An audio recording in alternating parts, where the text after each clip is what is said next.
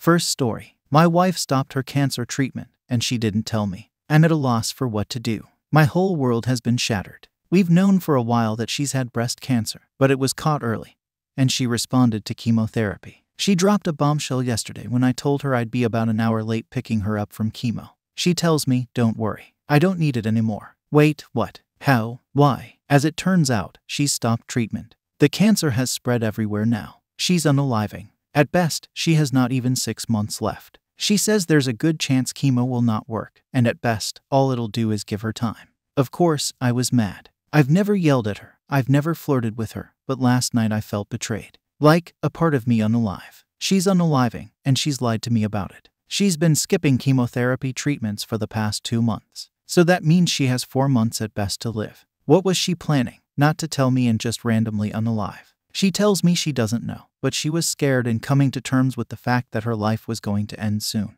I don't know how to even feel. I'm so numb. I can't face life without her. We have a family, kids, and a life. She can't be unaliving. She can't be giving up. Am I wrong to feel so afraid of facing the future alone?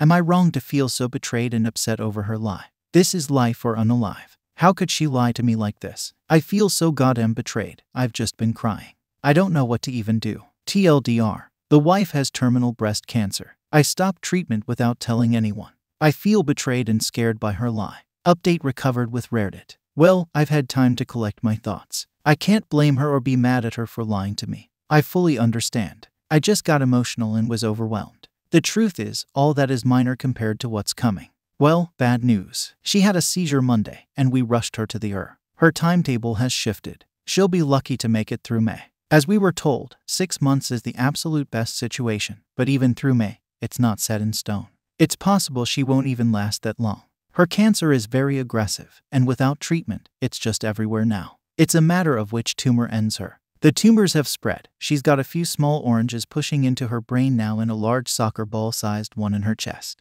You can feel it too. It's pushing her ribs out and is incredibly painful. The seizures are a bad sign. It's about to get a whole lot worse. She's lost a lot of energy and is in a lot of pain now. She's only awake for a few hours a day. That's all she can handle. It's scary how fast it came over her. 8 days ago, I thought she was fine. Neither of us is ready for the end. We can't even plan a farewell party because our state is locked down.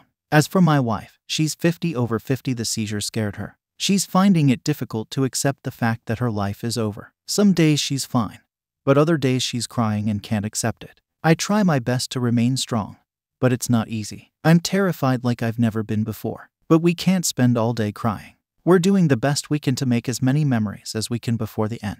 We've yet to tell our kids. I don't know exactly how to tell them. Your mom is very sick and is going to go to heaven soon. Neither of us can muster the strength, but we'll have to because the end is coming. My youngest is immature for his age and doesn't comprehend unalive. Our daughter, who is 13, understands. She's perceptive, and she knows something's up. I apologize if I came off as rude in my last post. I was overwhelmed with emotions. I appreciate everyone's advice. I don't think I'll be returning for another update. I'll probably delete this account in a bit. Final update, recovered with Reddit. I just want to thank every one of you for your warm comments and support. I'm sorry I never got around to replying to most of your comments. We just got busy, and Reddit was the last thing on my mind. Unfortunately, my wife passed away on Monday. I really want to keep this brief, so I apologize. It was just so sudden. We were watching a movie Sunday with our kids, and she had a seizure. We were used to them by now, but this one was really violent and very different. The nurse called 911, and we rushed her to the ER.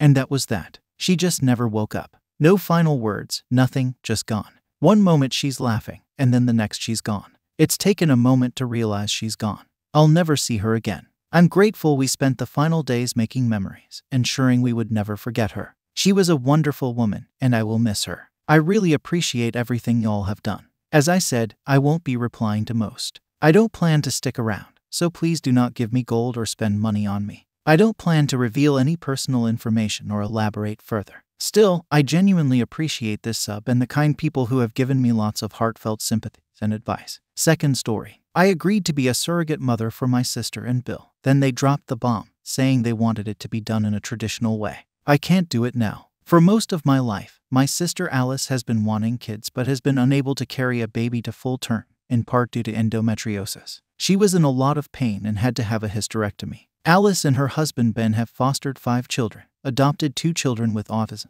and are great parents. They have a good home environment and are financially very well off. But recently Ben and, after a while, Alice were bitten by the urge to have a kid biologically related to them because they wanted a chance to do things right and provide the best start in life.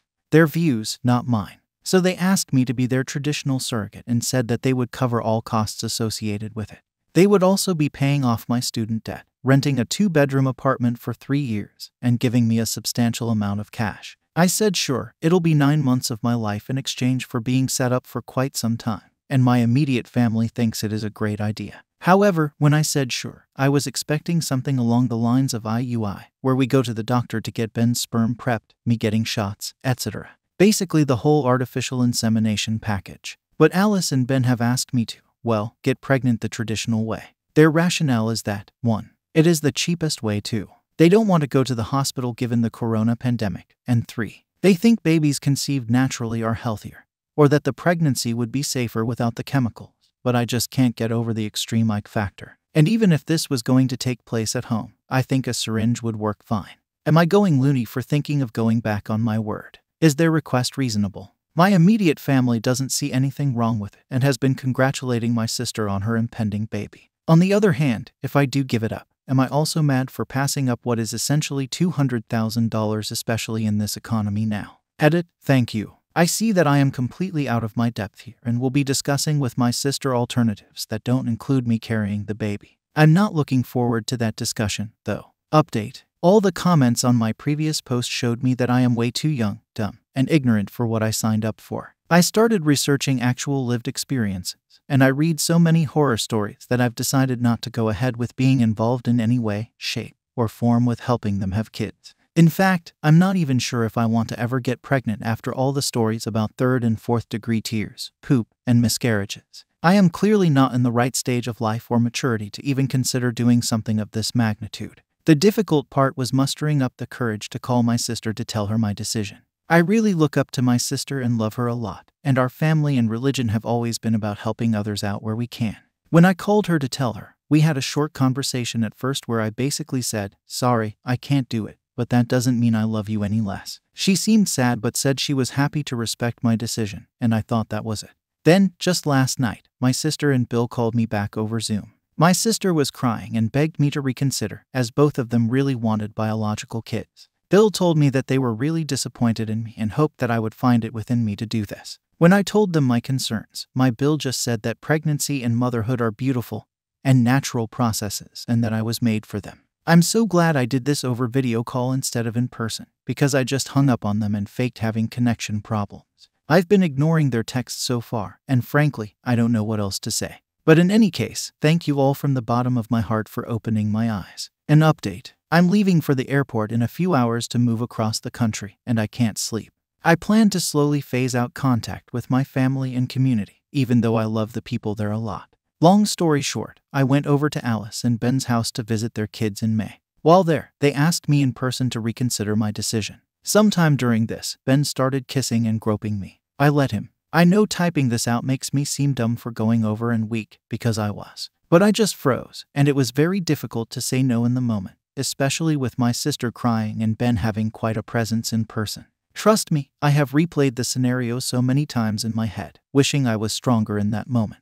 Luckily, that was the extent of it, and I was able to leave shortly after, because I don't know what I would have done otherwise. I also received surprisingly little support from my parents or my bishop regarding my earlier decision. I don't think they knew exactly what Alice and Ben were asking me, and I didn't bring it up either. I was already sort of an outsider for not really conforming to the usual lifestyle of being married with kids, but this still shocked me. All these things combined made me reevaluate my life. Working from home and having this much time alone has also given me a lot of time to think about things. I fell down the rabbit hole of reading stories of people who also left the church, and I want that life for myself. So I've spent the last 3 months making arrangements and transferring to another part of my company.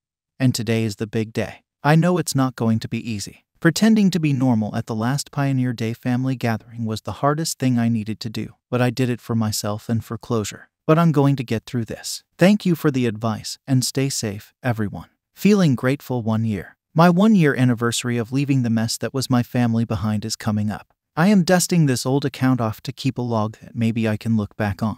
It's a beautiful, sunny day here. I'm just feeling really grateful for life and all the opportunities I've had. Here's to the first year without them. Thank you for watching the video. If you are interested in listening to these kinds of stories, we've got more in store for you. Simply subscribe to our channel, hit the like button, and share it with your friends.